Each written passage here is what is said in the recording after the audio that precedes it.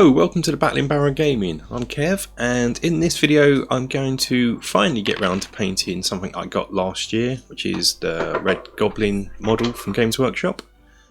I got it as a Christmas gift last year, but by the time I got round to painting it, obviously Christmas was over and the decorations were down, and it didn't feel kind of right doing it then.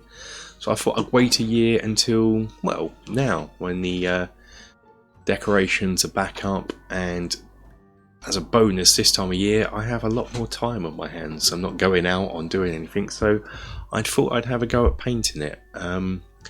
One thing that I didn't like about it was a 40k model. I'm not into 40k in any shape or form. I don't really like sci-fi, I'm just a fantasy geek. So I think the first thing I want to do is remove some of the egregious sci-fi elements and replace them with something a bit more fantasy. So that's what I'm going to do. Also, don't use this, if you're watching this as a painting guide, stop right now. This is not what this video is going to be about. My painting skills aren't good enough to do painting guides. It's more just like a vlog of me painting a model and trying to improve my painting skills. So let's get on with it. So this is the model. Get in. Okay.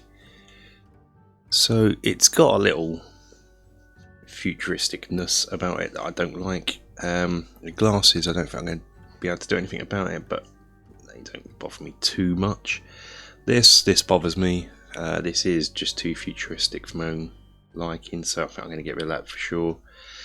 The hand grenades, I am just going to simply green stuff over those to make it look like coal, I guess, or gold that he's nicked. I don't know, something like that. The rest of it is okay. Dynamite, I can live with that. There's nothing yet. The rest of it for me has got some pins there. I'm just going to paint over those with metal. Yeah, this gun has got to go. Now, my thoughts were, looking through my bits box, got this sword here. Thinking of chopping off handle, putting that on. Is that too comically big? I don't know, I quite like that. Or the other thing I was thinking of is just giving him a torch, like that, in there. Right, the first thing we've got to do is get rid of that gun. There's probably 40k players up there getting really upset with me now, so I'm ruining the edition 40k model, but I am not a 40k player, and I don't think I ever will be. I'm just not into sci-fi. Closest I've ever got to liking sci-fi in my life is when I was young, the original Star Wars films. But then the reason I liked those is because they were sort of Arthurian fantasy in their execution, with knights and wizards. We'll see once the other films come out and the modern stuff, they're just pure sci-fi now, so I just lost interest. So okay, what do I do? Use that sword is to the handle of the gun. The sword looks funny. That makes sense. I don't know. I'm thinking of just this.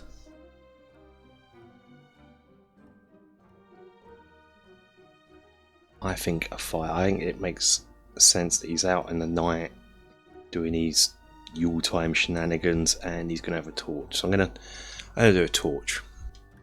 So in that case, we're gonna try and just gouge out that handle there. What I'm gonna try and do is coming with this, a small pin vise, to drill a sort of pilot hole in here, and then coming with a bigger pin vise. It might be too big. I'll put another bit in it that's sort of the same sort of width as this. My plan is to get that down there. Let's see if that works.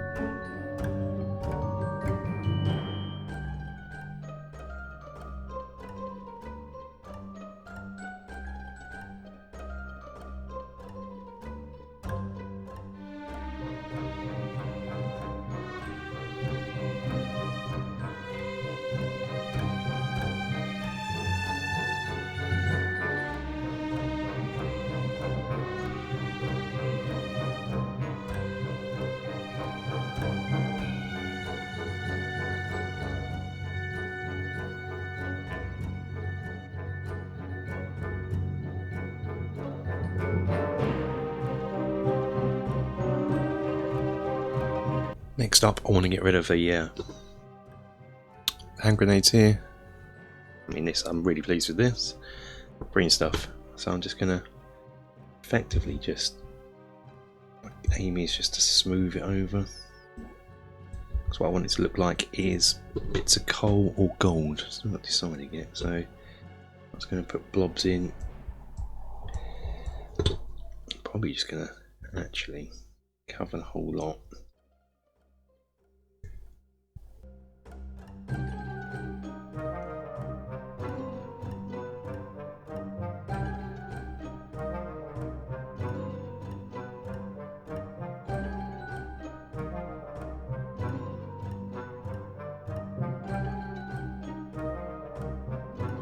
Right, next up, undercoating him in black.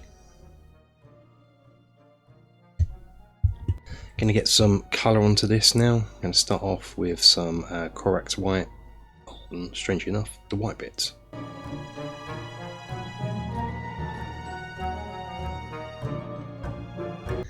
When I did the quest for the Goblin Green paint, Army Painter sent me a bottle of that, but it also sent me a bottle of this, green skin, so I figured now's the perfect time to see what this colour's like.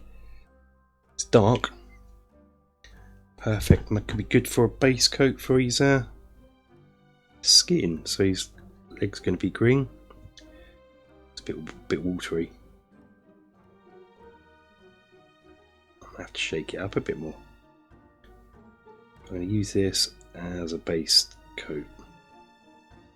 I will make his skin heavier than this, but I think I'm going to have to shake it up a bit. I've also now just done his coat, base coated in, what's it called, Mephiston red, and I'm now going to go over his skin. Yeah, green shade was a bit too dark for what I'm going for, so I'm going for Goblin Green by Vallejo. Just going to hit it. Yeah, that's one of the green I was thinking of. This.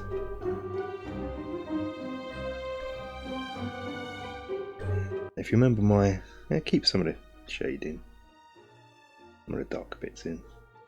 If you've watched my quest for Goblin Green video, you'll know that I actually didn't like this as a replacement for Goblin Green, this shade, but I actually really enjoyed the colour of it, and I think this, things like this is where it's going to come into its own. This for Goblin skins, ironically.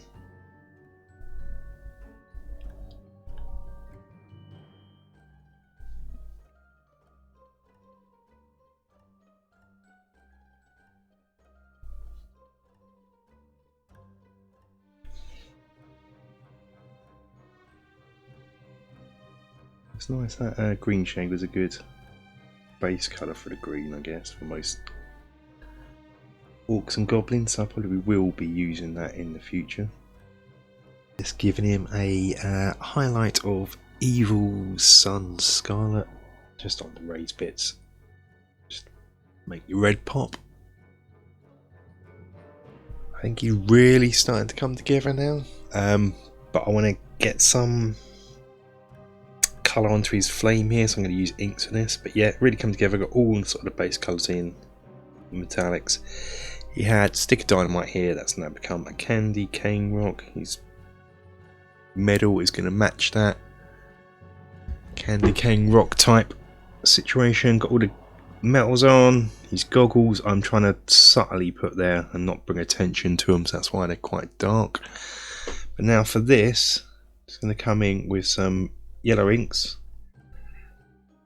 and go all over here, leaving a bit of white in middle, yellow in here, and coming with some red ink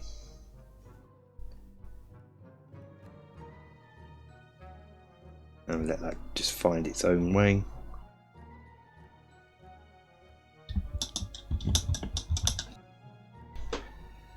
Coming with nothing on my brush now, just to mix that around into the middle so it's not as white. You don't necessarily want it white.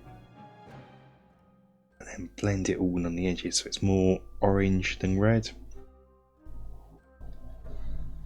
and more clever painter than me could probably do some object light sourcing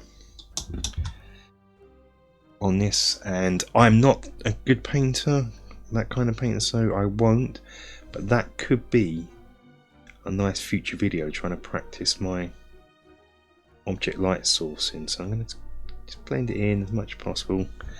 I'm happy with that. It looks like fire, looks like what it's meant to be. Cool. Next and pretty much the end, I think, just want to get his baubles done, and for this I thought something quite magical, so I'm going to use this colour shift metal paint, Red Goblin, ironically. So that's what we're doing, because it goes from red to green depending, but I can never get it to work. I don't know if it's because I've not shaken it enough, but I've just shook it for 5 minutes vigorously off camera, but it always just looks red to me. I don't know if that's my sketchy eyes.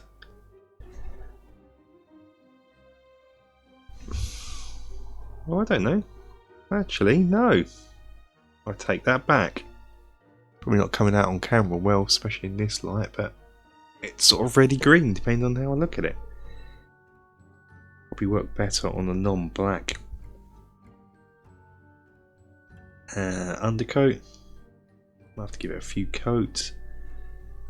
But that's what this whole series of me painting stuff's all about, to learn from what I do, from my mistakes, and hopefully become a better painter rather than kind of get it done, get it on the tabletop painter, which I feel I am at the moment. Probably helps if I'm not painting in this awful light at the moment. It's both, we see it, it's both light and dull at the same time. I've got no lights on here, it's just natural daylight streaming through. But that is all the main colours on him now, and yeah, it does look green.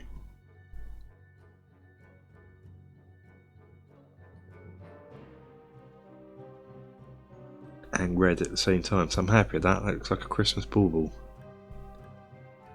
What I've got to do now is paint all these edge of his base white in preparation for adding snow to it. And I'm going to call this Christmas Gobbo done. So now we're going to put some snow onto his base. We're going to mix up a mixture of, I'm using Woodland Scenics, but you can use whatever brand you want. I'm just going to pour it into a cup, pour some PVA glue into it, going to need more than that, mix it up. I'm just going to try and apply it with a coffee stirrer. You may need to apply some water to it if it gets a bit too thick and gooping. This is how I'm doing it.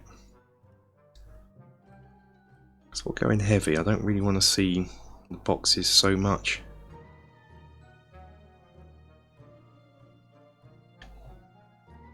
And this will help me cover up any bits I've forgotten about, such as there is a hand grenade that was laying on his base at the front. I'm just going to get rid of that. Pile up the snow here.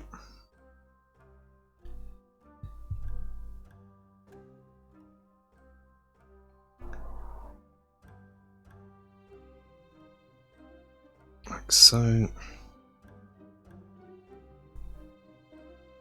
Very difficult because my camera's freaking out about all the white. Definitely need to get a new camera.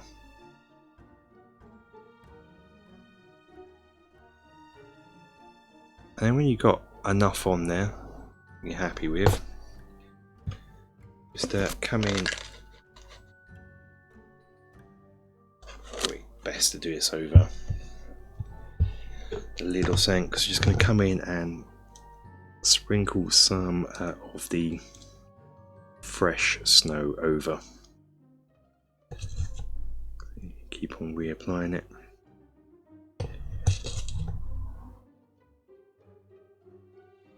Like so, and that's going to be pretty much him done if it will focus in. It's not going to focus in, so we'll have a let this dry and have a look.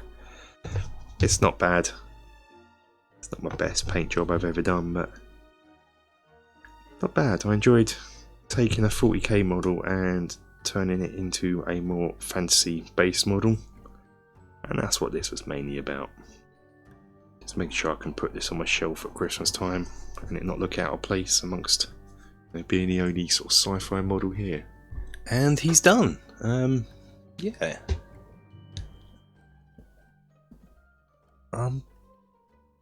May not be the best paint job you've ever seen, but I like him. So he goes, doesn't have hand grenades, he has a sack for the coal to deliver to the kids, a firebrand to light his way, and probably to burn people's Christmas trees because he's a nasty goblin. But yeah, there he is. Had him a year, now he's finally painted. Ho ho ho. Hope you enjoyed this video. Till the next one guys, take care.